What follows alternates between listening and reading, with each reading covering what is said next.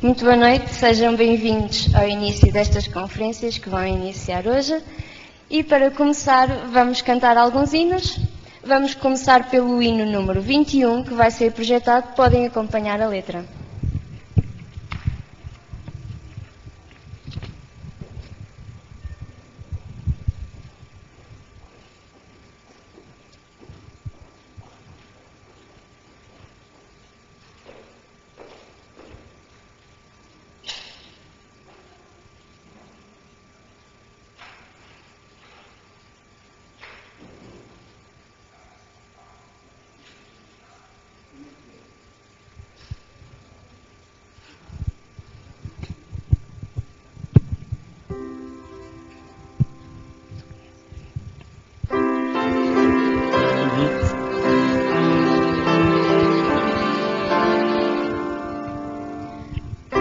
De manhã, embora o céu sereno parece um dia calmo anunciar, vigiar o coração pequeno, um temporal que pode abrigar.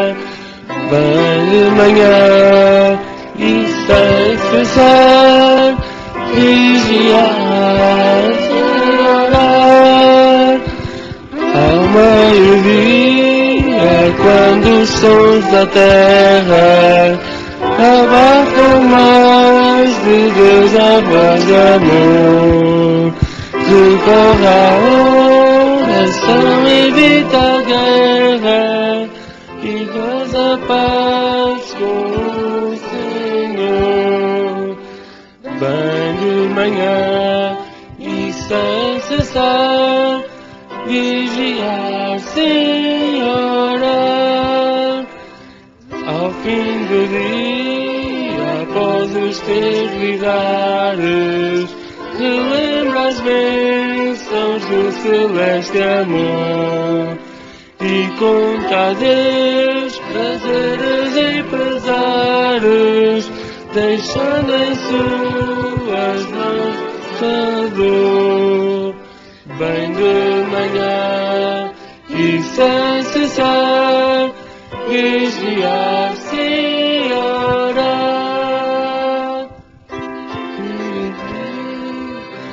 Cada instante que o inimigo ataca sem parar, só com Jesus em comunhão constante pode o mortal ao céu chegar. Bem de manhã e sem cessar, vigiar sem orar.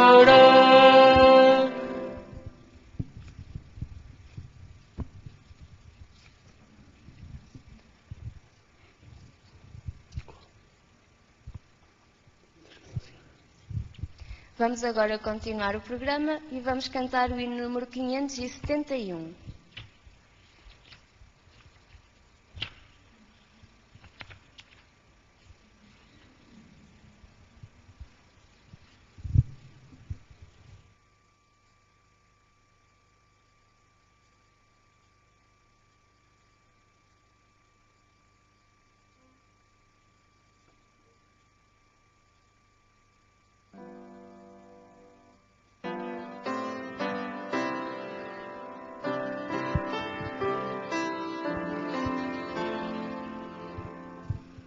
Há um país nas terras de além rio, cheio de flores, de prazer e luz.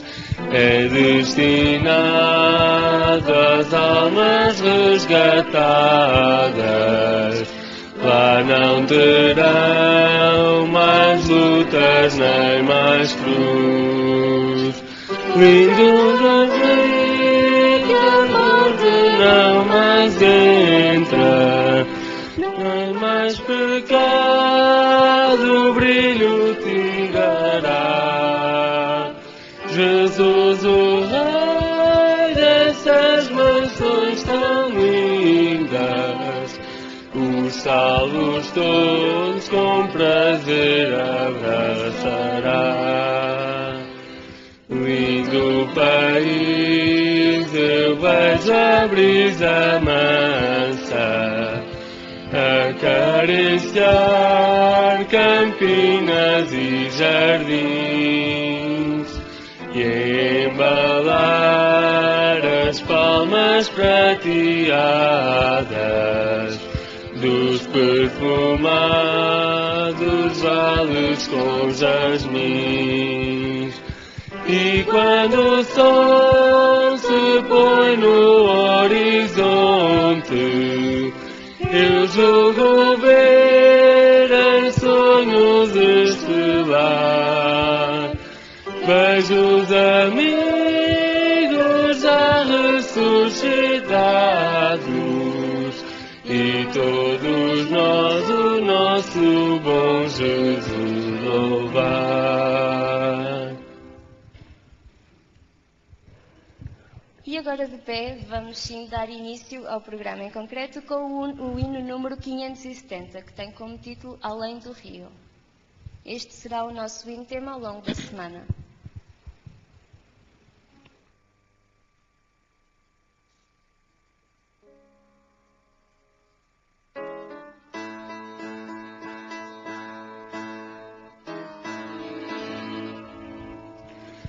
Tenho ouvido de uma terra linda, encantada, de um lugar onde a felicidade é total. Os meus olhos já divisam não tão distante, meus ouvidos já escutam sons divinais. Tão cansado estou da vida aqui deste lado, que meus braços quase já não podem remar. Calejados e feridos por tantos dias, querem bálsamo daquele porto encontrar. Além do rio existe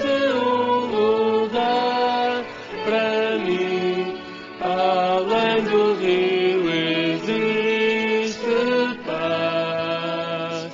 Além do rio a vida não terá mais fim, e com Jesus irei morar. Tenho já sonhado com aquelas moradas que olho algum aqui não viu e nunca verá. Tem beleza incapaz de ser comparada, pois a glória do Senhor presente está. Muito mais bonito que o sol no poente, ou a gota de água em prisma como cristal. É o encanto de irmãos de fé redimidos, com bem sobreviver, lutar, vencer a final. Além do rio existe um lugar para mim, além do rio existe paz. Além do rio a vida não terá mais fim, e com Jesus irei morar.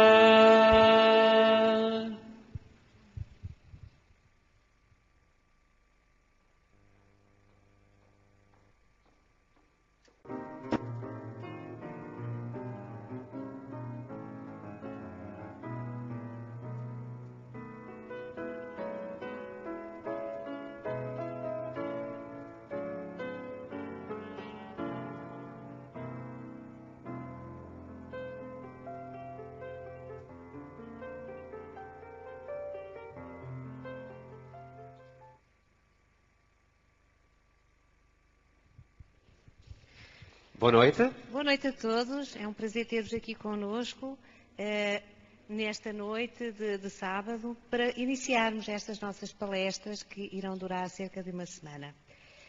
Gostaria de dar as boas-vindas também àqueles que nos seguem via internet, que possam também apreciar aquilo que hoje vai aqui acontecer e durante toda esta semana, porque estas palestras irão ser durante a próxima semana. E para que possamos iniciar, para que nada falhe, eu perguntava à nossa assistência, alguma visita que se encontra entre nós que não tenha uma Bíblia consigo, que se por acaso precisar de uma Bíblia, por favor, meta a mão no ar, que algum assistente de sala irá ceder uma Bíblia para poderem utilizar durante as nossas palestras e para que possam tirar alguma dúvida também. Ora, estas palestras vão ser num total de 8 e são subordinadas ao tema de um livro que foi lançado e distribuído há 2 semanas atrás, que se chama Para Além da Imaginação. Vão ser 8 palestras, 8 temas, todos muito interessantes e muito importantes, porque trazem seguramente respostas a muitas questões que nos vão surgindo no nosso dia-a-dia. Estas 8 palestras vão ser, portanto, do dia 3, que é hoje, até ao próximo dia 10, e vão ser apresentadas por 2 oradores, o José Carlos Dias e o Manuel Cordeiro. Espero que estas palestras possam ter um contributo positivo na vida de todos nós, tal como disse há pouco, trazendo respostas a perguntas que nos vão surgindo durante a nossa vida e que muitas vezes temos dificuldade em vê-las respondidas. Aproveito também, já agora deixem-me aproveitar esta deixa da Paula das conferências, para que também temos um miminho para quem nos acompanhar. Lembro que quem nos assistir a 2 conferências, 4 conferências, 6 conferências ou à totalidade das conferências, que são 8, vão ter direito a um presente. É uma oferta presente, não é? É uma surpresa. Não podemos, não é, Paula? Não podemos estar já a divulgar. Não podemos revelar, porque senão deixa de ser surpresa, naturalmente. O apelo que nós fazemos desde já, é pelo menos para ter direito a uma surpresa que venham hoje e amanhã. Portanto, para atingirem pelo menos a parte mínima, que são as 2 conferências. Exatamente. E depois, então, aí, a nossa assistência irá oferecer uma pequena lembrança por estarem a partilhar estas conferências connosco a cada noite, esta semana. Agora, por causa do tema das nossas conferências, que se chama Para Além da Imaginação, que no fundo é o título do livro que foi distribuído e que nós tivemos a oportunidade já de ler, é interessante que eu fiquei com imensas dúvidas quando eu li a primeira parte, que fala do universo com milhões e milhões de estrelas, com galáxias, um universo que na nossa mente é impossível de discernir porque é tão grande. Tão complexo, não é? Tão complexo. Eu fiquei perplexa como é que este universo surgiu. E lembrei-me que nós, nos dias de hoje, vamos ouvindo teorias sobre uma grande explosão que originou a criação de tudo isto que nós conhecemos, incluindo a nossa Terra. E eu pensei no seguinte: sim, senhora, até pode ter havido uma explosão, mas quem é que criou a matéria que explodiu? A primeira parte tu já tens, não é? Foi a explosão. Exatamente. Agora é assim, falta-nos esclarecer a outra parte de quem criou a matéria, não é? Para provocar a tal explosão. Porque a explosão não aconteceu de qualquer maneira, não aconteceu no acaso. Assim é verdade, naturalmente. E depois, quanto mais nós pensamos no universo com tanta estrela, com tanta galáxia, com tantos corpos celestes, tão organizado. Isto nada é por acaso e nós sabemos que é tão organizado e em expansão, porque em termos científicos toda a gente sabe e consegue provar que está em expansão. Quem está por trás desta organização? É verdade, Paula, porque assim, se tu falaste numa explosão, se há uma explosão, uma desorganização. Ora aí está. E então, se houve uma desorganização, quem é que organizou o resto? Ora aí está. São estas perguntas que nos fazem. É assim, são questões que nós temos no nosso dia-a-dia, que nos deparamos todos os dias com os nossos amigos, os nossos vizinhos, no trabalho, quando falamos nesta temática, surgem estas dúvidas. Não é, Paula? É verdade. E depois podemos olhar para a nossa Terra, que também é organizada, que tem belezas, que nós ficamos, como costuma dizer o povo, de boca aberta perante tais belezas. Quem as criou? Quem as conserva? Quem as mantém? Estas perguntas surgem-nos porque nós não temos resposta para tudo. Ou com certeza até temos. Mas eu acho que nestas palestras, seguramente, e com o tema de hoje, qual é o tema de hoje? O tema de hoje, Paula, é as impressões digitais de Deus. Eu acho que com este tema vamos com certeza começar a ver esclarecidas algumas das dúvidas que nos surgiram da leitura deste livro e dúvidas que nos surgem de coisas que vemos no nosso dia-a-dia e que não conseguimos encontrar justificação. Ou por outra, a justificação existe. Só falta mesmo, Paula, depois de tu falares tanto sobre esta temática, eu acho que já criámos aqui algum gosto, não é? Algumas dúvidas, algum pairar no ar, para que nos possamos esclarecer, ou que alguém nos possa ajudar a esclarecer estas questões.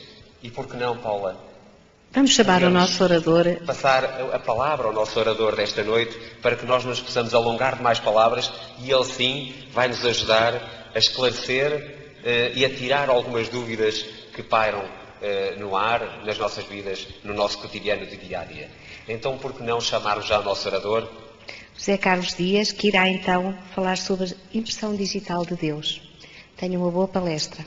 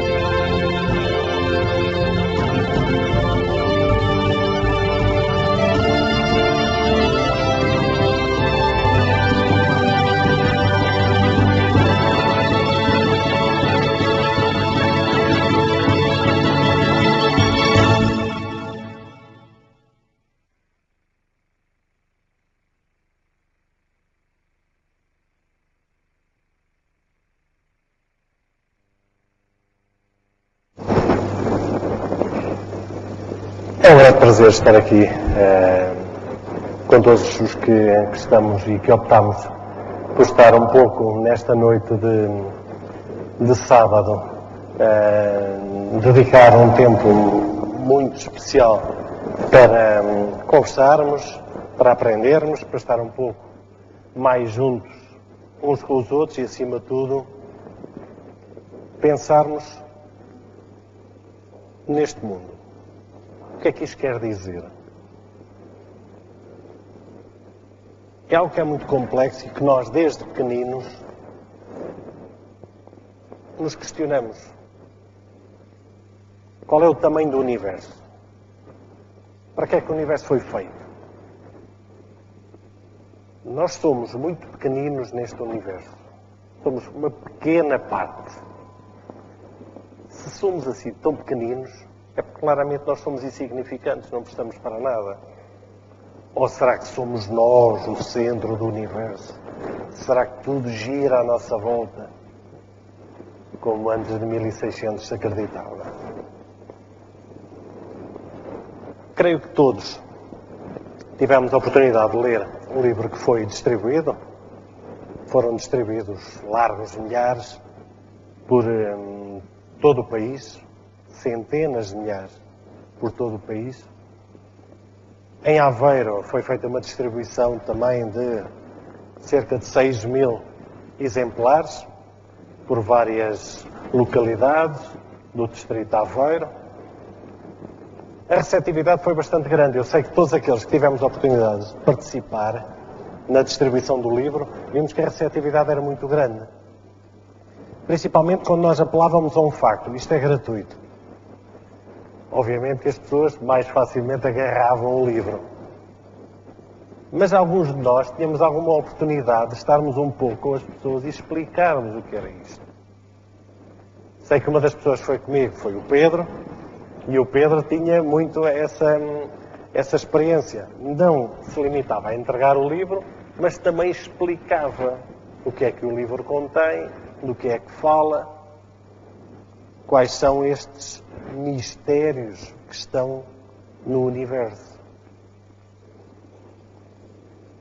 O universo, obviamente, é algo muito complexo. Sempre foi. Não é algo novo, não é algo que surgiu há pouco tempo, este interesse pelo universo. Nós vemos claramente que a Terra é um elemento ínfimo no meio do universo. Vou-vos dar um exemplo. Com uma moeda. Se pegarmos nesta moeda, e se a Terra for do tamanho desta moeda, ok? O Sol é do tamanho deste edifício. Ok? A comparação é isto. A Terra é isto e o Sol é tudo isto quando está aqui à volta. Vemos também que o Sol, para nós, é um astro enorme. Uma coisa de uma dimensão completamente estranha. A estrela que fica mais perto de nós chama-se Próxima Centauro. Não sei se o Próxima tem a ver com a proximidade ou não, mas à partida tem. E vemos que esta estrela, que é a que está mais perto de nós, não, muitas outras, a que está mais perto de nós, é tão grande que cabia na órbita da Terra até ao Sol.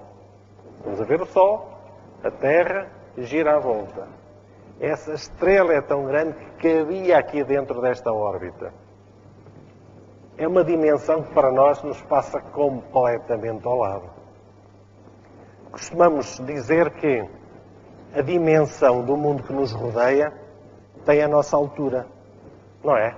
Nós quando estamos com alguém diz assim, olha, aquele indivíduo, aquele senhor aquele que é baixinho, mas é baixinho em relação a quem? É baixinho em relação a Daniel Matos, que tem 2 metros, ou baixinho a outra pessoa que tem 1,30 m? É baixinho em comparação a quem? Geralmente a quem diz.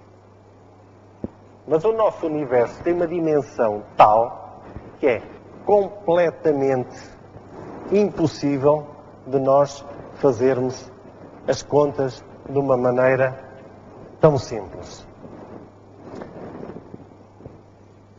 Há 400 anos atrás, para ser mais exato, 404 mais aí, meia dúzia de meses, houve um pensador que todos nós já ouvimos falar, Galileu Galilei. Este senhor gostava de estudar o mundo que estava e que ainda nos rodeia. Que é um mundo que, na altura, não havia muitas respostas. Havia mais perguntas que respostas. No entanto, este senhor ouviu dizer que na Holanda havia um inventor holandês que fez uma máquina que aumentava as coisas. Podia-se olhar para as coisas e aquilo aumentava. Ele achou aquilo tão interessante que tratou de arranjar aquilo. Ele vivia numa cidade, que é a cidade universitária, na altura em Itália, chamada Pádua. Hoje, em Portugal, nós podemos dizer, sei lá, Coimbra é a cidade universitária, ou mesmo Aveiro, já que metade da nossa população pertence ou é da universidade, em que ele, com aquela curiosidade, tratou de arranjar um daqueles instrumentos que dava para aumentar as coisas.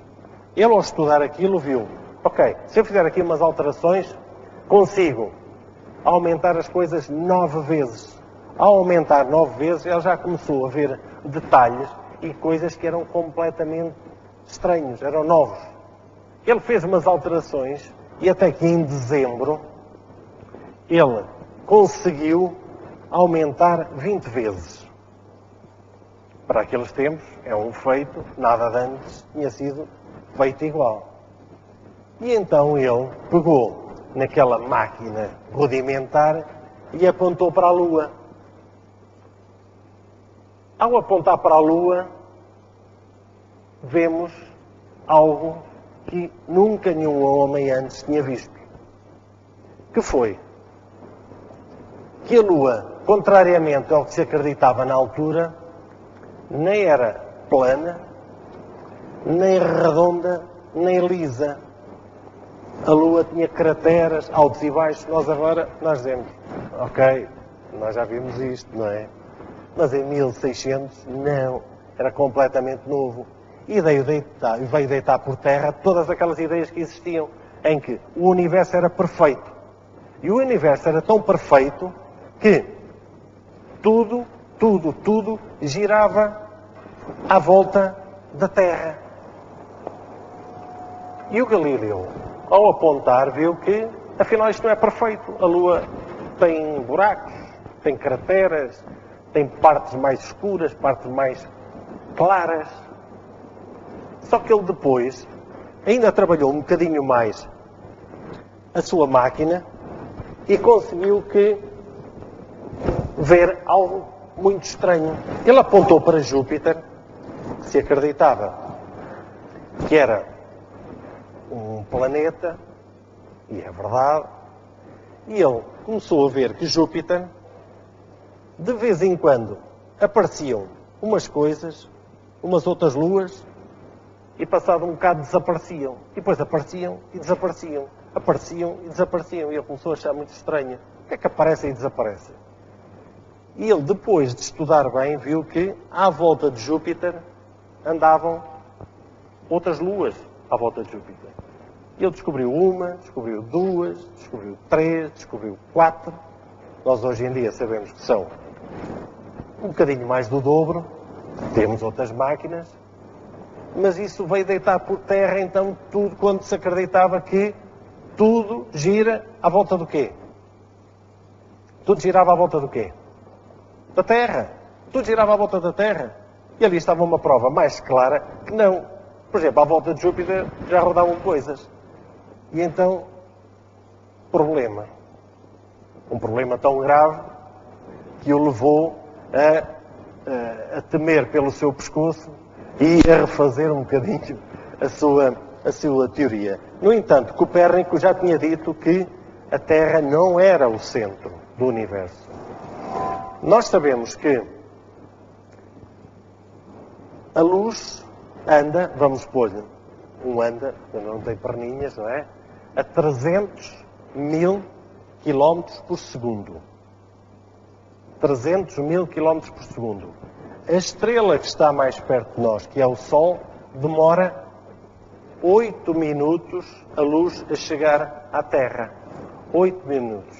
Nós vemos a dimensão de tudo quanto aqui está.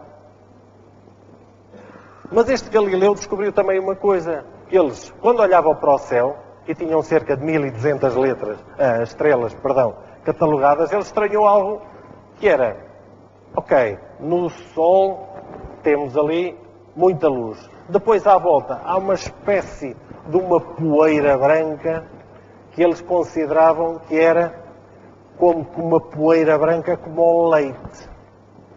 Essa poeira branca como o leite deu origem onde a Terra está e o Sol está, que é a Via Láctea. E, mais uma vez, depois com os estudos, viu-se que toda esta Via Láctea, a Terra está numa ponta da Via Láctea. Nós nem estamos no centro. E a Via Láctea, a toda a sua volta, há muitas mais. Se nós pegarmos na praia, num punhado de areia, temos a areia, cada grãozinho uma estrela, as que se conheciam na altura do Galileu. Hoje em dia, cada grão de areia em todo o mundo não chega para cada uma das estrelas que existem no céu. Grão de areia em todo o mundo. E estamos, segundo muitos estudos por cientistas, a 10% do conhecimento. Os números, para quem leu o livro, são números com muitos trilhões e muitos zeros e muitos números muito grandes. No entanto,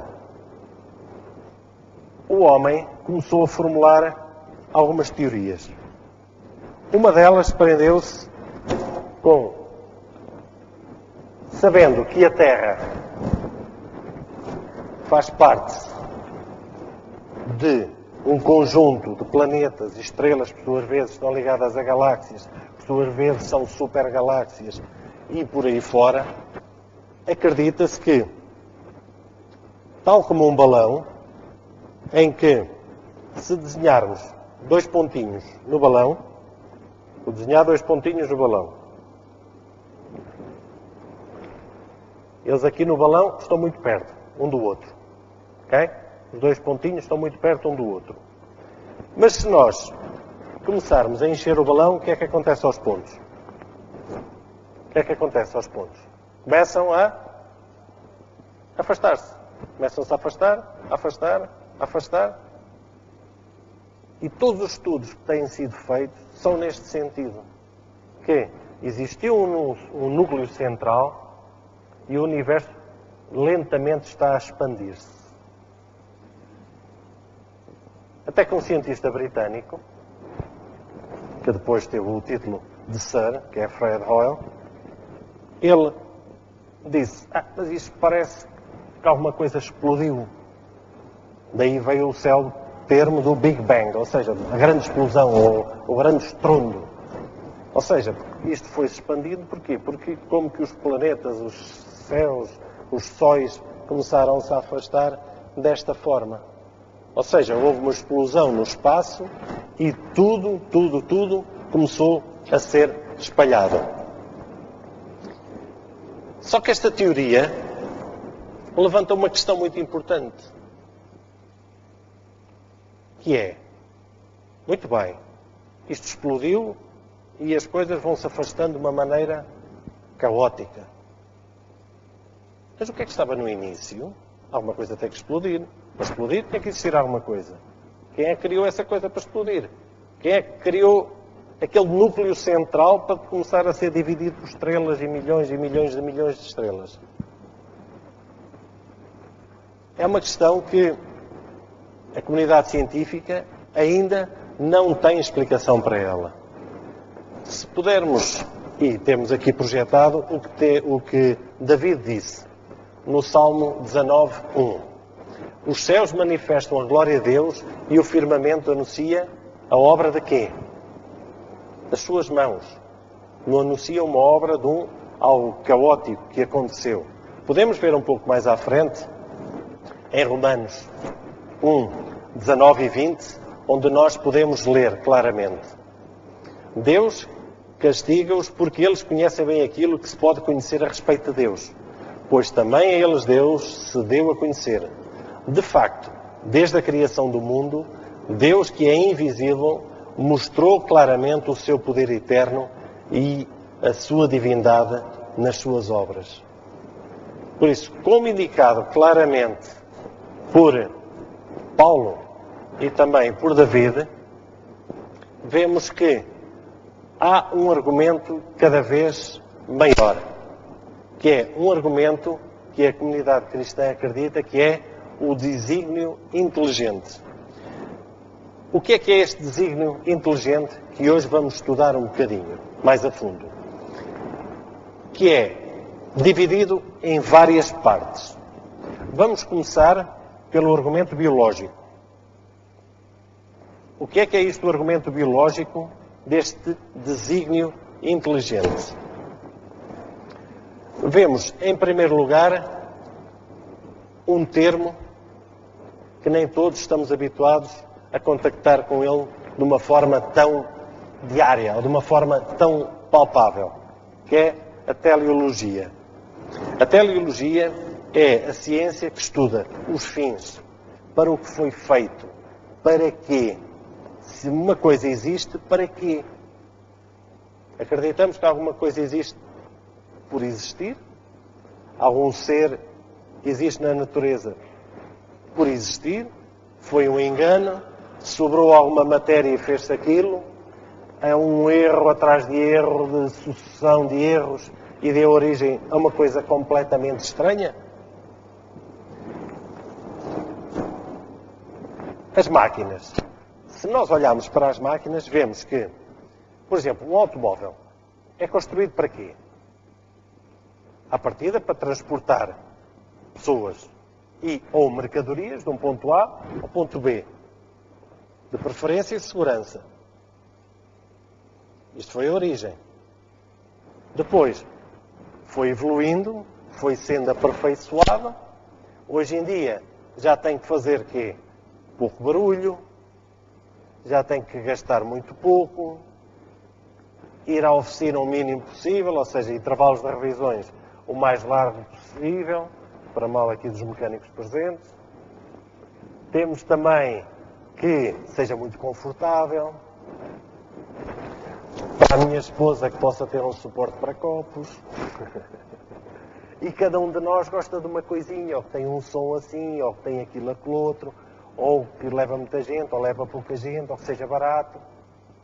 Mas foi feito com um propósito, não nasceu por acaso.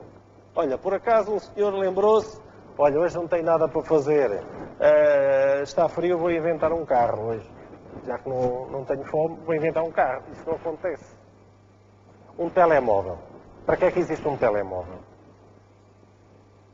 Um telemóvel existe para quem tem menos de 20 anos mandar mensagens. Porque quando nós ligamos para quem tem menos de 20 anos, o telefone está sempre desligado.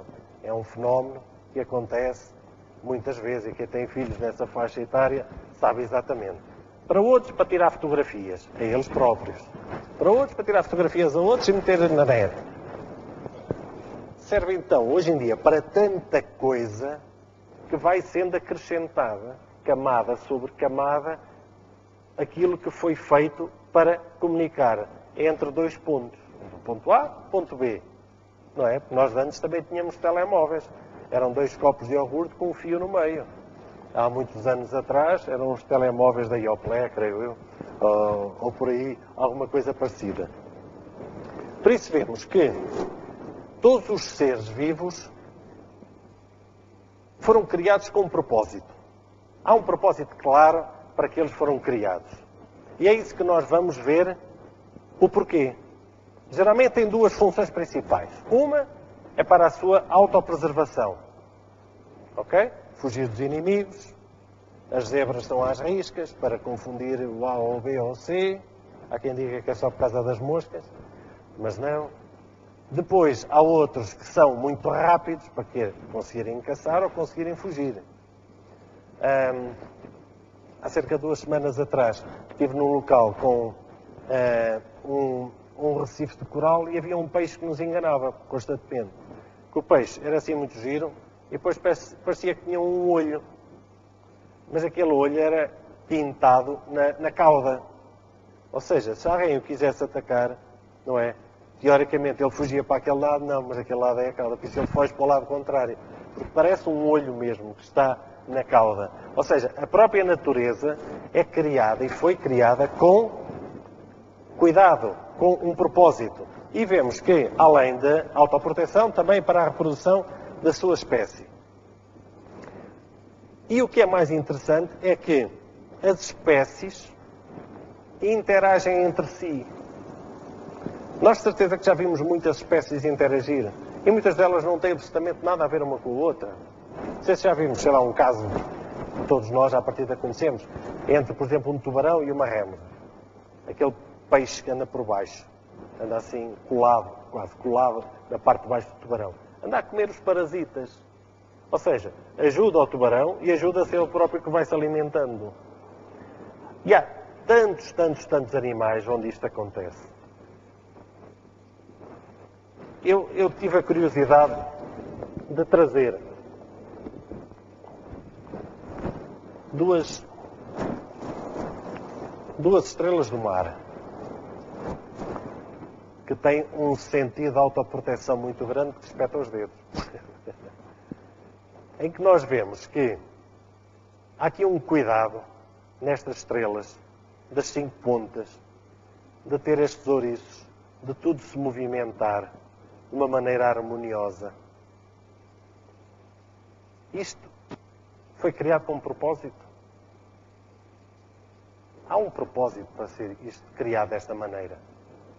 São detalhes, pequenos, grandes detalhes, que a própria natureza nos mostra que este universo onde nós estamos tem um propósito de ser. No entanto, mesmo entre as máquinas e os seres vivos, existe uma relação muitíssimo próxima. Apesar de parecerem tão diferentes, tão independentes uns dos outros, que nós cada vez mais existimos entre nós. Quantos de nós já nos apercebemos quando falta a luz em casa, como é que nós ficamos? Completamente desesperados. Como é possível? Falta-nos a luz e nós voltamos praticamente à era das cavernas. Se calhar a teoria da evolução poderia começar por aqui. Porquê? Não conseguimos fazer nada. E andamos pela casa a vaguear, quê? A acender interruptores, a ligar a televisão. Pois é. Então agora vou à casa de banho, acendo interruptores. Pois não há luz. E andamos pela casa feitas baratas tontas a fazer tudo quando estávamos habituados. Porquê? Estamos tão dependentes das máquinas que já não sabemos viver de outra forma. Por isso, apesar de sermos tão diferentes, há muitos pontos em que nós nos tocamos. Este é o argumento biológico, ou seja, em que as máquinas são feitas também com um desígnio inteligente e os seres vivos que são semelhantes às máquinas, mas também são sistemas que interagem entre eles. Como tal, os seres vivos são sistemas que interagem, foram criados com um propósito e são produzidos com o efeito do desígnio inteligente do quê? Do acaso ou de uma mente? De uma mente. Não há aqui acasos. Podemos então concluir que esta mente que criou é uma mente que é semelhante à nossa? Ao homem mais inteligente do mundo, não sei quem é,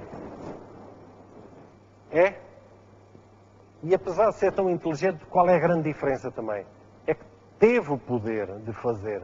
Não basta pensar, há que ter o poder de fazer. E esse poder de fazer não é um Big Bang, nem outra forma qualquer.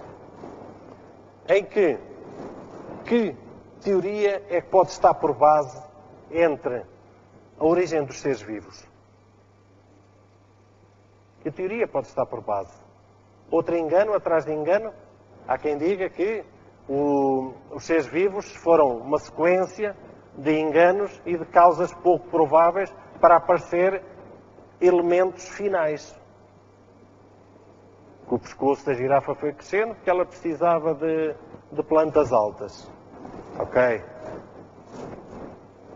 O pintacilgo foi evoluindo do bico, como todos ou alguns de nós estudamos, o bico foi tornando mais robusto, depende das condições ambientais, etc. Já agora a teoria da evolução, contrariamente ao que muitos apregam, grande parte dela foi trabalhada na ilha de Porto Santo. Mas por razões económicas, os Estados Unidos dizem que foi nos Galápagos, mas a ilha de Porto Santo é onde grandes estudos foram feitos, mesmo por Darwin e por muitos outros que viveram muitos anos numa ilha portuguesa, em que nós vemos que toda esta teoria consegue explicar os seres vivos? Dificilmente consegue explicar os seres vivos.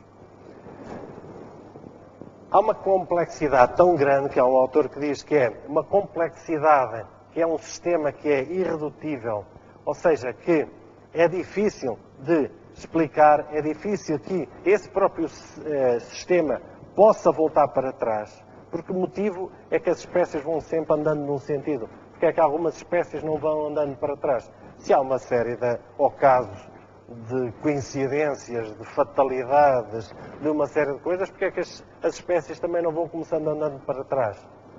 Por que motivo é que não existem elefantes de um palmo de altura? Ou girafas com meio metro de altura? Porque é que também não existem? Porque é que só evoluíram para um dos lados? E vemos que, tal como esta ratoeira, tudo tem que funcionar na perfeição. Tudo funciona na perfeição. Se há um desequilíbrio, e nós vemos, por exemplo, quando o homem coloca um desequilíbrio na natureza, nós vimos vários casos destes, nas Galápagos.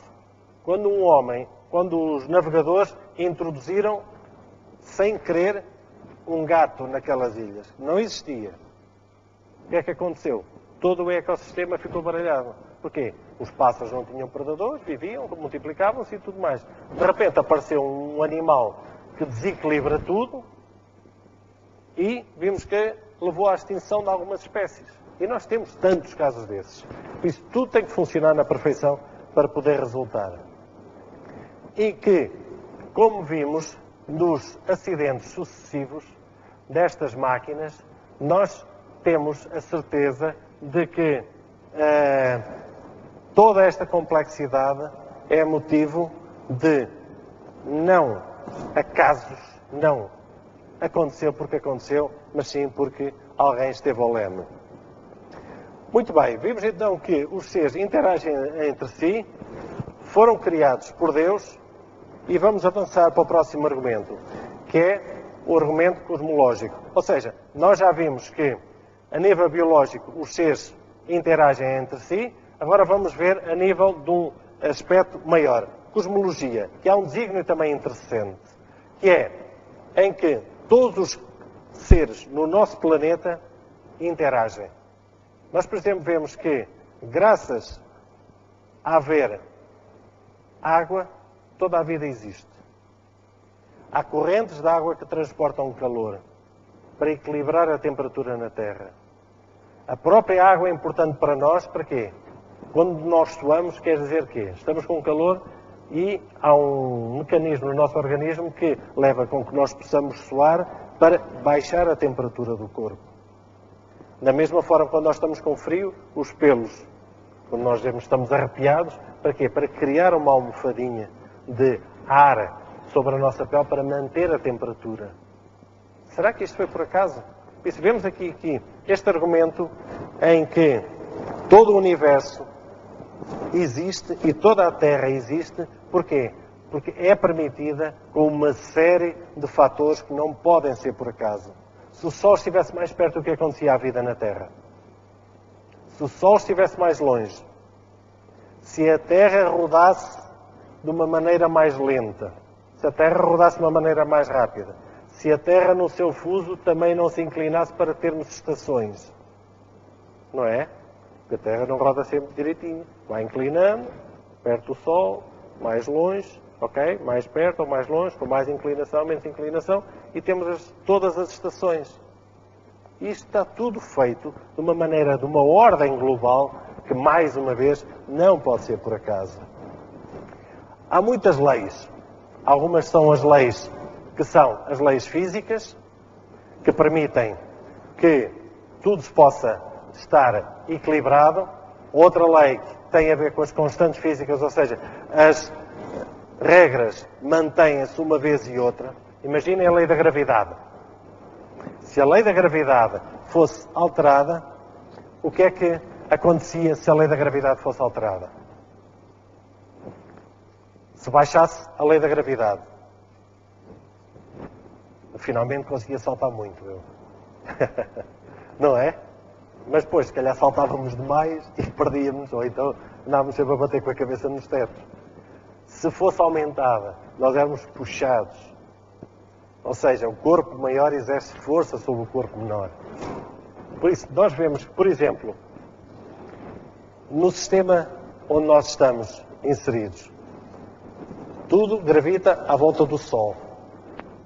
Se alguma destas forças fosse alterada, o que é que acontecia? Um dos planetas, por exemplo, começaria a afastar-se, podia haver colisões, todos eles rodam, cada um à sua velocidade, não rodam todos ao mesmo tempo. Por isso mesmo é que temos, por vezes, eclipses, e há uma série de situações que acontecem. As marés. Se a Lua não rodasse conforme roda à volta da Terra, não teríamos, por exemplo, o efeito das marés. As marés têm a ver exatamente com isso. Exatamente como nós em Aveiro, que estamos mais habituados, por exemplo, quando há marés vivas, é um sinal que há um corpo que está mais perto da Terra e que leva aqui, vamos utilizar um termo muito doméstico em que a água seja mais puxada para um dos lados. Ou seja, há marés mais altas e mais baixas e com um ciclo regular. Ou seja, tudo acontece não por acaso. Uma estrela cadente. Nós já vimos uma estrela cadente a passar? Ela vai a direito. Por isso nem sempre é atraída. Pode fazer um desvio. Que acontece também. Por isso, há leis que têm que se manter sempre. Há leis que existem e há leis que foram feitas para que todo o universo pudesse ser como que o relógio mais perfeito que existe, com uma precisão tal, uma exatidão em que nada falha. Nenhuma lei da física é alterada por qualquer um dos motivos. Tudo acontece com um propósito. Estamos quase a terminar em que vemos que se as condições em que nós vivemos, quer seja a nível local, quer seja a nível planetário, se essas condições fossem alteradas, a vida na Terra não seria possível. Como tal, teve que haver um ser inteligente para que todo este desígnio inteligente possa ter sido posto em prática por um ser superior, um ser poderoso, que nós vamos estudar ao longo desta semana. Por isso, para terminar, iremos falar sobre a autorrevelação do Deus Criador. É algo que a todos nós nos preocupa. Nós geralmente pensamos, há vida depois da morte? Eu iria colocar a questão ao contrário. Há morte depois da vida? Nós geralmente estamos sempre habituados à vida depois da morte, à vida depois da morte. Então, há morte depois da vida? Sim? Não? Como? Com que moldes? Este é o desafio que é lançado para amanhã, para nós estudarmos um pouco mais amanhã, já que precisamos de ter mais conhecimentos a nível do que é o poder criador de Deus, o poder que mantém esta terra, o poder que mantém a vida como ela existe, em que não foi uma série de ocasos, não foi uma série de casualidades. Como é possível haver na natureza seres tão perfeitos como, por exemplo, um coral? São milhões de organismos que interagem entre eles para construir esta preciosidade de pequenas incrustações de cálcio, que vão criando vários animais interagem entre eles para construir tudo isto. Há a barreira de coral na Austrália, que é algo fabuloso. Soube há 2 semanas que a segunda maior barreira de coral fica no Brasil, no Recife, em que a própria barreira de coral se protege a ela própria. Eu tive experiência disso num dos meus dedos, em que parece que é uma esponja e é extremamente duro e corta para afastar exatamente aqueles que não são bem-vindos naqueles locais. Será que não houve um Deus poderoso que criou, que fez, que mantém todas as leis da física? Imaginemos como está a acontecer se a temperatura do mar sobe 1 grau. O que acontece? Nós hoje em dia já vemos o que é que está a acontecer com a ação do homem. Olhemos para a Barra, o que está a acontecer na nossa costa portuguesa e em muitos outros locais, o que está a acontecer. Porquê? Porque Deus criou de uma maneira perfeita, no entanto o homem quer atuar de uma maneira sobre a natureza que não lhe diz respeito. Atua, usa e abusa da natureza de uma forma autoritária e que não lhe diz respeito e que desequilibra o que Deus fez. Durante esta semana nós vamos ver mais quais são os desígnios de Deus, qual é que é o destino final de Deus, qual é que é o destino final da humanidade. Será que a nossa vida termina daqui a, para os que estamos aqui dentro, na melhor das hipóteses, daqui a 100 anos? Será que termina aí? Há alguma coisa depois? O que é que há depois? Amanhã vamos falar sobre estas partes.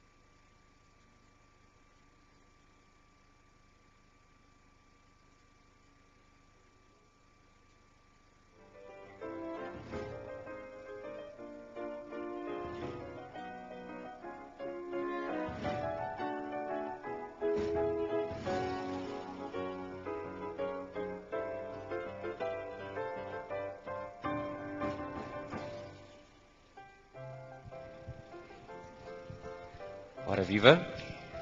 Depois de ouvirmos esta bela palestra com o nosso orador, o Zé Carlos teve o prazer de nos presentear com esta forma tão simples, tão transparente, que eu não sei se mais alguém ficou com alguma dúvida a partir de agora. Se ficaram com alguma dúvida, não hesitem em contactar o Zé Carlos. Eu acho que maior clareza não podia haver. Efetivamente, só a mão de Deus, só a obra de Deus poderia justificar tudo aquilo que nós vemos à nossa volta, a ordem, a grandeza, tudo o que de bom existe e que nós conhecemos. A perfeição, Paula, a perfeição, não é? É isso. O que mais me admirou, não é? Ao passo que algumas pessoas têm aquela ideia do Big Bang como uma explosão, sabe-se lá de onde, não é? Acho que a forma que o Zé Carlos nos transmitiu, a forma como o nosso Deus tem o poder da criação, o poder da organização, foi tão simples, eu fiquei maravilhado ao ouvir estas palestras. Eu também, e é com muita alegria que eu vejo que nós podemos confiar naquele que nos criou, no nosso Deus, porque nas mãos dele tudo é perfeito, tudo é ordem. E há muita coisa que eu tenho a certeza que nós ainda não conseguimos compreender, porque a nossa inteligência que Deus nos dotou ainda não... A nossa condição humana, Como ainda não consegue somos atingir. Muito limitados. Usamos mesmo. Pura e simplesmente 10% da nossa capacidade. Ou seja, quando um dia conseguirmos utilizar aquilo com que Deus nos dotou, a total capacidade com que Deus nos dotou, eu acho que vamos ficar extasiados com aquilo que Ele tem para nos mostrar. E eu acho que esta é uma verdade que nos dá uma alegria imensa. É extraordinário. Esta foi fantástico. Eu peço imensa desculpa, eu estou sem palavras, da forma como o Zé Carlos apresentou este tema, da perfeição do nosso Deus, da forma tão harmoniosa como as coisas funcionam, tanto na natureza, não é? Como os animais, como o Zé Carlos falou, como na parte humana, certo. Como nós fomos criados, não é? É verdade. Fantástico. E mesmo. como no mundo fora, no universo que nós não conhecemos e que nos intriga de alguma forma. Mas penso que todas as verdades poderão um dia vir a ser desvendadas. Mas há uma coisa que eu não posso deixar de pensar. Numa criação tão bela e tão perfeita, nós vivemos num mundo em que essa perfeição por vezes é manchada por coisas tão más que acontecem, coisas tão feias que nós vemos à nossa volta, que às vezes nos pode pôr a pensar o que é que está a acontecer neste mundo perfeito, criado, que agora se vai transformando de dia para dia, cada vez vemos mais violência, cada vez vemos mais fenómenos a nível de ventos, de tsunamis, de guerras, tudo. Vemos coisas tão más à nossa volta, num mundo que foi criado tão perfeito, que isso também nos deixa a pensar. Porquê? O porquê, não é, Paula? O tal conflito em nós, não é? Exatamente. Que cria este conflito entre o conhecer, o porquê que um Deus criador, criou tudo tão perfeito, tudo tão maravilhoso, e hoje vivemos num mundo tão difícil. Não é, Paula? Eu acho que também amanhã somos capazes de obter algumas respostas, porque o tema da amanhã chama-se o grande conflito. E parece-me que neste tema de amanhã se irá levantar o véu e nós poderemos com certeza compreender porque é que, no meio da perfeição criada, neste momento, o mundo tem coisas tão feias e tão más. Teremos que aguardar por amanhã. Temos que aguardar. Por muita pena, não é? Porque eu, por minha vontade, ficava aqui mais uma conferência, não havia problema nenhum, e fazia já a continuação da segunda conferência. Eu sei que para o Zé Carlos não iria ser muito fácil, não é? Mas eu acho que é um convite, Paula, para que nós possamos estar todos amanhã, porque vai ser um tema fantástico. Vai ser um tema que nos vai deslindar, como hoje também, a forma do universo, a criação do universo, a criação do mundo, tudo tão perfeito a parte de Deus. Amanhã vamos tirar algumas dúvidas que ainda nos possam vir sobre o conflito na Terra. O grande conflito entre o poder do bem e o poder do mal aqui na Terra. É um apelo que eu faço a cada um de vós e a nós também, para que possamos estar aqui amanhã às 20h30 sem falta. Entretanto, gostaria de lembrar a todos que existe Existem os impressos em que constam pedidos de oração que nós podemos preencher e colocar numa caixinha que se encontra na entrada. Esses pedidos de oração serão alvo das orações de um grupo de pessoas que todos os dias estarão aqui para fazer essas orações conjuntas. Portanto, quem queira, façam o favor de preencher e deixar dobradinho numa caixinha que se encontra lá fora para que as orações possam chegar a quem nos criou. É algo muito simples, não é, Paula? É. Se nós temos dúvida em alguma coisa, tanto na criação, se temos dúvida porque é que existe o poder do bem e o poder do mal, o poder da oração é fantástico, é muito bom. E nós todos, entre todos, podemos criar esse elo mais forte. Se querem pedir ajuda, por favor, preencham essa folhinha. Peçam um motivo de oração. Não precisamos de contacto nenhum. É só o vosso nome. Metem um motivo de oração, colocam o vosso nome, só, para que nós possamos orar por vocês. Não precisamos de contacto nenhum. É a única coisa que a gente pede. Pronto, chegamos ao fim desta primeira palestra. Resta-nos desejar-vos uma boa noite, descansada, e que amanhã nos possamos encontrar aqui novamente para que possamos continuar a partilhar estas maravilhas que estas palestras nos vêm revelar. Uma boa noite para todos e até amanhã. Então, uma boa noite e um bom regresso a casa. E então, até amanhã, às 20h30 sem falta. Não boa esqueçam. noite. Boa noite.